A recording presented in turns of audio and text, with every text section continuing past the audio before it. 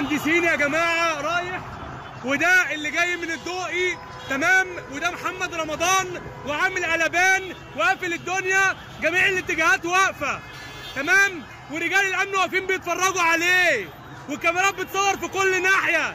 ده مش حلو ومش نافع.